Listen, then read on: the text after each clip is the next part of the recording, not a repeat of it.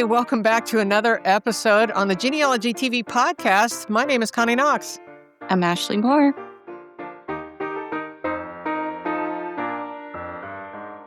We're here today. We're kind of talking about, well, this is my 7th anniversary today. As of the day we're recording this, it's the 7th anniversary on YouTube. And so I got to thinking, you know what? After 8.6 million views, I think we've got a few tips and tricks that we can share. And so that's what we're going to do today. But first, I kind of wanted to give you some very quick milestones that we've hit along the way for the YouTube channel. This is just a brief list because there's a lot more, actually.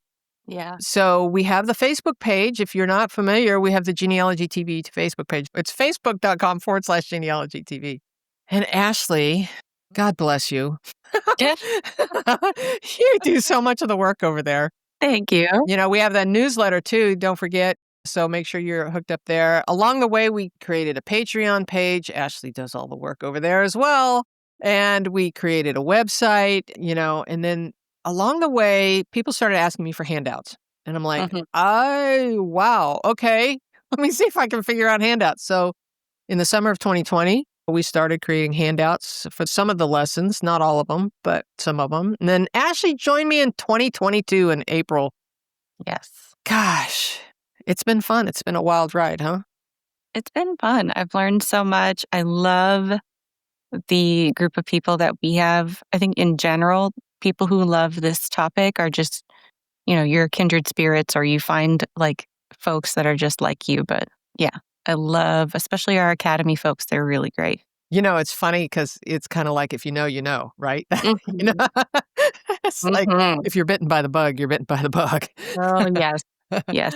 And then you can like nerd out with folks like you and I do. And then you don't get the funny looks or the like, okay. Yeah. Yeah. You know how it is when you get together with family and they're like, oh God, she's going to talk about genealogy. Yep. Well, along the way, Christy joined us as an editor. He handles all of the Academy edits as well as this podcast. I still edit all of the content on the YouTube channel other than the podcast. Lisa joined us earlier this year. She is kind of our billing expert and helps us with the website. We also have a whole website team that helps us troubleshoot issues if we have any issues over there. And then, last year, July, we hit 100,000 subscribers, which just was really special. I know it doesn't mean anything to anybody else, but it was, you think when you start a YouTube channel, you're never going to make it there. And you get 10,000 subscribers and you think you're hot stuff, and you're like, I got to 10,000 subscribers. And then you hit 20 and then 25 and then you hit 50. And you're like, oh man, this is going to work. All right, we're on a roll now. And then you hit 75 and then you hit 100 and it's just like, wow. Wow. And then you get the play button in the background, So that's fun. I have no idea where we're going to go from here, but, I thought we might share some of the best brick wall strategies that we're not going to do any demonstrations here, but at least talk about them. And I think the first one is probably one of the most important, and that is evidence evaluation. That is kind of where we take a document, a single document, and we really evaluate it for its merits. Does it have, it's kind of like reading between the lines. And sometimes it's reading the lines, but a lot of times people don't realize, like a death certificate is a perfect example. I use this example a lot, but a death certificate, when we're evaluating a death certificate, first of all, the information on the death certificate is given to whoever's creating the death certificate, usually a funeral home or something. And that information now is secondhand because the surviving family is giving this information. So the surviving family, whether it's a spouse or a child or whomever, did not witness most of the information that is on the document. So a lot of times it's wrong, or it can be wrong, or it could be right. And so, we have to just kind of have an understanding of what those documents hold and who the informant was. When we are evaluating documents, we're also looking at the age of the document. So are we looking at an original or a copy? A lot of times people think they're looking at an original when they're looking at a copy because it's handwritten. Well, county clerks often had to make copies of documents. And so one of the things that you can look for to help with that is signatures. So there's just a couple little tricks for evidence evaluation. Correlation of evidence would be the next one that I always talk about, and that is where we're taking those. Now we've evaluated individual documents, and now we're going to compare the evidence within it. Those might be dates, places, names, spellings of names, whatever information you might have in there. So, there's so many videos that we have done about all of these and really kind of a deep dive on the Academy about this stuff. And then one of my favorite things to do is really digging in. I think, I don't know, I'm not trying to sound arrogant. I think I'm pretty good at finding hard to find people or records. And if, you kind of go through that, I don't, the Board for Certification of Genealogists has a standard called reasonably exhaustive research. And it's the first pillar, right? So reasonably exhaustive research is nothing but turning over every rock. And so if for some reason you can't find it and you've done that reasonably exhaustive research, Judy Russell always says it's not exhaustive research, but I think it is in a way. I mean, because for me, what I'm going to do now as part of my reasonably exhaustive research is I'm going to go over to Family Search and use that full text search because, OMG, we're finding records over there that we have never even known existed. That, I think, is probably some of the best stuff to come out since sliced bread. Got anything, Ashley, that I know I've been rattling on here? Yeah, I honestly, to kind of, I guess, go with what you were talking about regarding the evidence evaluation and correlating it, is also understanding part of that process can be negative evidence. Oh, good point. Just understanding that, just because you don't find something doesn't mean you've either not done a well enough job or that you're not a good researcher. It could just mean that where you expected it to be, whether it's your ancestor or whomever, that it may not be where they were. You could just have different information. Good point. So negative evidence is evidence. People don't realize that a lot of times. And so if you've done that reasonably exhaustive research, say in a county, and you can't find them there, guess what? They may not have been there. They may have been in military service. They may have been, working in another county at the time. They may be in a boarding house. They may be in prison. They may be, who knows? But it might be that they might not be there. Because a lot of people are like, I think the census taker just missed them. Well, I would argue that that's going to be very rare. I've actually seen more people enumerated twice than I have just skipped altogether. Just missing. I have one set of ancestors that were in transit. They were moving from point A to point B when enumeration was happening, so they did miss that census. But that's, in my family, probably the only time I've not been able to find somebody in a census record. And I'm pretty confident it was because they were literally in the process of moving. And I found other evidence that said they were moving that year. So, one of the things that, I'm sorry, were you going to say something? I was going to say, just sharing a bit of information in an experience with my own research. I had family that I am absolutely certain they didn't move out of state. They didn't go anywhere else. They lived and died in this same city. But what I found really odd is I could not locate a marriage certificate. I couldn't find anything to support a documentation of their marriage.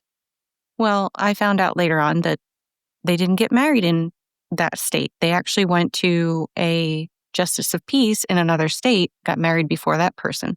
In Southern California, it was very common to go to Las Vegas to get married. 5-hour drive. There you go. Get in the car, go to Las Vegas, get married, come back. And so, I mean, that's very common for 50s, 60s marriages in Southern California. So, I mean, and that's a completely different state. Marriage records actually are probably one of the easiest records to find, I say, in some records, because marriage records go back farther in most areas, like way back into the 1850s, 1830s, depending on the location. Totally depends on the location. But when we're talking birth and birth and death certificates, a lot of times in the United States, those didn't start till like 1909. So when people start going, oh, I need to go find a birth certificate in 18, whatever, and they can't find it, is because it didn't exist. Yeah. So the trick there is to go to familysearch.org and go look in the research wiki, which is under the search tab, and go drill into the location and find out when and where. I mean, that's the easiest. Oh, you can Google it too. When did records start? When did birth records start, in XYZ county, in XYZ state, and just learn your border changes. My goodness. Because a lot of times, if you're looking for something and they're not there, it might be that the border changed and they're actually in the parent county records instead of the current day county records. So I think one of my favorite tips that I have kind of done a lot of videos on over the last 7 years is the extracting of data into Excel. I'm not going to go into it too much. We just talked about it in the last episode, but the whole trick where you take census records, you can do this with anything that's indexed really, and extract it into Excel and then filter it to what you need, because you can filter better in an Excel or Google sheet than you can on Ancestry. So if you're just doing a search for somebody on Ancestry and you can't find them, sometimes, you can skirt the issue by looking for, this person was a baker. And so you can filter to the occupation column and not search their name, because their name may have been totally missed, or I've seen census records miss in the index where people skipped over a line and missed somebody completely. So search the family, the friends, associates, and neighbors, all that kind of stuff. But you can do that with Excel spreadsheet. Something we haven't talked about enough. I talk about it within other videos, but the right side panel, which people are like, what are you talking about, Connie? So when you go and you go to search, depending on where you are in the Ancestry platform, if you drill into a census record, let's say, and you have that side panel on the right-hand side that opens up and it says search by state. So I'll just give you some quick step-by-steps. So if you are going to say, look in the 1900 census, and you go into the card catalog and you drill into the 1900 census and you pick your state, you're going to end up picking your state again, but this time in the right-hand side panel. So you get to that search box, and instead of putting your name, the search name and everything in there that you want to search, instead of doing that, look at that right side panel. Now, this is to me, an advanced technique. So you're going to do this if search doesn't work. So you've searched, you're not finding it. You go back to a blank screen for the 1900 census. This is just an example. In the right side, there's going to be a panel that says, which state is it? Click your state, click your county, and then it's going to give you all of the townships in the third drop-down box. It's going to give you all of the townships that are in that county. And then, if you know the township the person was in, then click on that and go search. Now, what that's going to do is take you to image number 1 of however many images are in that roll. But this way, you can go page by page by page. And I have found more people this way. So many more people. Now, it's not just exclusive to census records. I do this trick with Quaker records a lot. So the Quakers have awesome records, but you can go again, state, county, and then in the Quaker records, it's called monthly meetings or yearly meetings or whatever, but you can pick the meeting. They had men's meetings, women's meetings, but boy, they talked about the people in their area. So if you go to the monthly meetings and you click into that, you can sit there and read the records page by page. And one of the reasons why this is so valuable for Quaker records is because not everybody was indexed. So if you were kind of in a little bit of trouble with the church, then you might be mentioned the first time, but you're not mentioned after that, but you in the index, because whoever was indexing it didn't index all of the people. Another example, a marriage in a Quaker record will have the bride and the groom, but it won't have all of the people that are in attendance, which all are in the book. They're all signed that they witnessed this wedding, but they're not listed in the index. So sometimes by using that right side panel, you can find people that are not indexed. So it just depends. or indexed incorrectly. So that right side panel is a game changer for those who want to really dig in and some of these little townships, they're only like 15 pages. It's not that hard to scroll through, 15 images to see if your ancestor's there or not. No. Let's talk about DNA research on Ancestry. I think in recent years, especially since, we started this channel, the DNA tools that are popping up over at Ancestry are getting better and better all the time. And it is the biggest DNA database out there. Now, I have to give street cred to MyHeritage, who I think has some of the best DNA tools out there. But Ancestry now with the Pro Tools and the Shared Matches tool where you can actually see the relationship with other people, I think is just awesome. So there's some good strategies to talk about there. And we're going to list a few of these videos in the description so people can get it. Ashley, do you do research notes for your ancestors? I have, now that I have completely become a Connie Knox. A Connie convert? Yes, the Connie convert. It's so funny because, people have come up to you at conferences and said it is a game changer. And it is. It really is, because you sometimes can get a bit overwhelmed when you're doing this research because, I kind of agree it can be exhaustive. Mentally you can wear yourself out. So sometimes if you just have that step back, it's on paper, it's quick and concise, you can see things that you may have missed. So for those who have no idea what we're talking about, the research notes technique that I use, that I teach, is basically taking everything you find, doesn't matter where you find it, Ancestry, the state archives, wherever you find it, and putting it into a text document, whether it's Word or Google Doc. Yeah.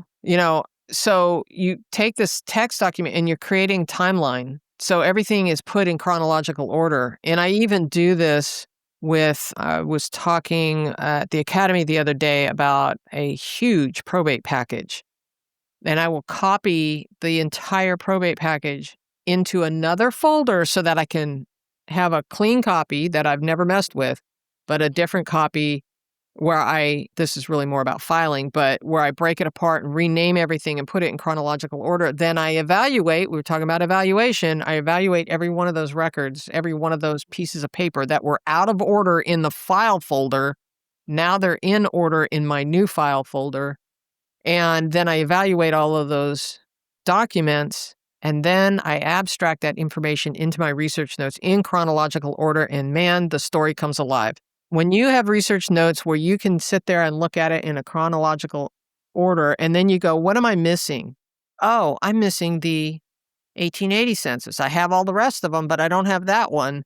Where were they in 1870 and where were they in 1900? Or think about once we get into the 1900s, the city directories, late 1800s, early 1900s, city directories are a great way to fill in the gaps, right? So especially since we don't have the 1890 census due to the fire, we can use a lot of times city directories, if there are city directories in the area, to help fill the gaps. Because a lot of times these city directories are every 2 years. Another thought with regard to city directories is a lot of people go, I'm getting so tired of getting these hints for city directories and they all look the same and blah, blah, blah, blah. Bring every one of them in. The reason why is because, first of all, they're every 2 years. Sometimes there's different information on them. Now, a lot of times the manufacturer of those books would copy and paste to the next year, but they were always verifying that that person was still there, right? But I have seen on multiple occasions where a city directory will say in the last year that they were in XYZ city, moved to Chicago. Oh. Or Mrs. John Jones, and then in parentheses would say widow of, or whatever. Or it might say Jane Doe, widow of John Doe. And so now all of a sudden you have at least a 2-year time frame of when John Doe died because he was alive in the previous city directory. So sometimes those city directories can really help bring down that estimated death range or migration movement or whatever. So I could sit and talk about this stuff all day. That's why we do this podcast. Yeah, right? Yeah. So, got any tips on how to find records? Yeah, I love newspapers if you have access to them. I think those are huge, especially if you get either obituaries or marriage notices. I think just being able to search different repositories, don't get stuck on one platform. Always check other places because not every site has the same Most information. sites don't, other than the big ones, the census records, and a lot of the sites have different records. So, Yes. And making sure to check out the clerk of court in your area or Mhm. wherever you're searching. Do not forget about state archives. I think those are huge. That's Huge. another tip that I got after, being with Genealogy TV for so long and, just making sure don't forget that. And I personally have also noticed that if there are major universities in the area, to also check if they have digital collections and if those are available online at times, because they might have things and you may not be able to find them elsewhere. You know what? Pick up the phone and call them. Yes. Right? You get a hold of the Mhm. librarian at a university library and go, Are you guys doing any historical, preservation of genealogy records?" And you might be shocked at how much they have. And when can I come? How much does it Yes. cost to park? Where do I park? Yeah. How do I find a map of where I'm going? Because the university's big, but I mean, plan a trip to the universities. That's a good tip. Yeah. I also loved being able, again, to pick up the phone. I was trying to do research for ancestors that were down in Key West, Florida. And I ended up calling the library and just asking, like, hey, do you have a local historian? Is there a historical society? Like, a lot of these places are usually very closely interwoven. And I ended up getting a historian who was actually in the building almost immediately. So, Wow. yeah, that was really cool. Nice. Mm-hmm. Very cool. Yeah, and of course, if you're researching from home, as most of us do, make sure that you're checking out Facebook groups. Yeah. If you don't know how to translate something, there's going to be somebody on Facebook who can translate it for you. Of course, now the Google technology is getting so good at translating for us. Mhm. Speaking of which, here's totally off subject. YouTube is now starting to translate our videos Oh, that's across cool. all of the channels. It's rolling out right now. So, if you're watching from another language other than English, welcome. But yeah, so don't be surprised if you see in the comments some other language comments. I actually do translate them and try and answer them the best I can. So, one of the last things I think we talk about a lot on the channel is how to know if a record is your ancestor or not. Mhm. Got any ideas there, Miss Ashley? Well, again, credit where it is due. Elizabeth Shown Mills with the fan club. For anybody who doesn't know what that means, that's friends, associates, and neighbors. Sometimes you can lump family in there as well. But this is really, really helpful if you have someone with a common last name or just a common name in general. Yes. That helps putting context around whether or not this person could truly be your person or not. I try and take it to the extreme sometimes when I am searching a brick wall, Hmm. in that I will try and document every person by the same surname in a community because, they're all going to be cousins of each other, most likely, Hmm. or married into the family or, something. So, yeah, that the fan club and the family is probably the most important strategy that you can have to try and determine if the record you're looking at is your person. So and again, that takes us back to record evaluation. You're looking at it. You're looking at the neighbors on a census record and comparing that to neighbors on a different census record if it's in the same place to see if they're the same. And sometimes you can even find maps. I've done this. I found some of these old maps, and usually, to your point, state archives have them. And these old maps, a lot of times, actually have the last name, like it might say first initial last name of the person who lives on that property or owns that storefront or whatever. And you can compare that if you've got one close to a census record. I've done this where I've compared the map to the census record, and you can see on the map exactly where the census taker walked, because there really is no, this is one of the things I tried to find early on. While we have enumeration maps on some later census records, we don't have the path they walked. Wouldn't that be cool? Because then we could then compare it to modern day maps and go find our ancestor's house. But, that's again where city directories might come into play if they are available. Also with the city directories and things like that, double check, just again, correlating evidence, double check that if a street name hasn't changed or if development hasn't changed the layout of a certain section or wherever you're looking for. Because I know, depending on how far back you go, I have family who lived on streets that don't even exist now.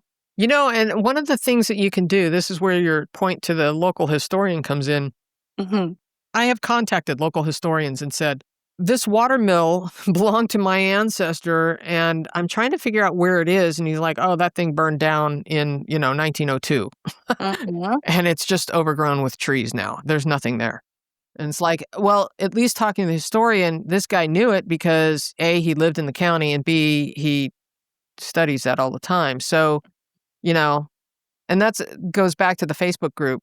If you find Facebook groups, genealogy societies, historical societies that are in that area, those guys are the experts on the history of that area and what may have happened to your ancestors' property or people or, whatever the story may be. Or even an entire town, because there are some towns that are basically underwater now because they've had to change the landscape. Good point. Yeah. Yeah, one of my ancestors' homestead is underwater in Randolph County where they made Back Creek Lake out of a dam. They dammed up a creek and flooded an area wouldn't that be an interesting scuba diving expedition? Oh, my husband scuba dives, yeah. I used to, long time ago. Well, and of course, everything you find, document it in your research notes, again, I won't belabor that one too much, but boy, it really does help tell the story. You could even take your research notes when you're done researching and feed it into AI and say, create a narrative out of this, or you could write your own narrative. Might become the chapter of your next book. You never know. Yes. And if people are looking for that research note template, you have kindly shared that. Yeah, there's an episode on all that. We'll try and link that one up in the show notes as well. I think that's going to wrap it up for today. Yeah, I think 7 years of discoveries and all this new information that's coming out, it's constantly changing, but I'm looking forward to the future too. Yeah. Tell us what you guys want to see. Yes. If you want to learn something that I haven't, or want a refresher on certain types of strategies or whatever, let us know in the comments section so that we can be working on videos for you. And if you have any tips or strategies, make sure you put those in there as well. Make sure you're subscribed, all the good stuff. Give us a thumbs up if you're liking the episodes. And don't forget, you can listen to this same episode on Spotify if you are out and about, going for a walk, going for a drive, whatever. These podcasts with Ashley and I are now on Spotify. We'll see you in the next one. All right. Thank you. Bye.